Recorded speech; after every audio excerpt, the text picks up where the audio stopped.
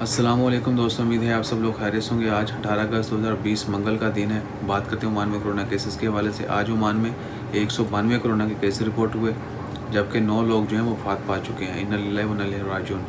192 cases کو ملا کر ٹوٹل کیسز کی تعداد جو ہے وہ ہو چکی ہے 83,418، جبکہ کل تعداد جو ہے وفات پانے والوں کی 597 ہو چکی ہے۔ دعا کریں اللہ تعالیٰ تمام وفات پانے والوں کی مغفرت فرمائے، ان کے لواحقین کو صبر و جمیل عطا کرے، جبکہ صحت یاب ہونے والوں کی کل تعداد جو ہے وہ ہے 77,977۔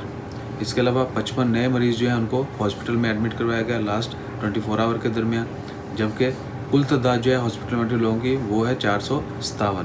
اس کے علاوہ 154 لوگ جو ہیں وہ انٹینسیو کیئر یونٹ میں ہیں، ICU میں ہیں، یعنی انتہائی نگہداشت وارڈ کے اندر۔ دعا کریں اللہ تعالیٰ تمام مریض خواہ وہ کسی بھی مرض میں مبتلا ہوں ان کو جلد سے جلد شفائے کاملہ عطا فرمائے اور ہم سب کو اپنی حفظ و ایمان میں رکھے۔ کچھ دوستوں نے بولا تھا کہ انگلش میں بھی جو ہے وہ نمبرز بتا دیا کریں۔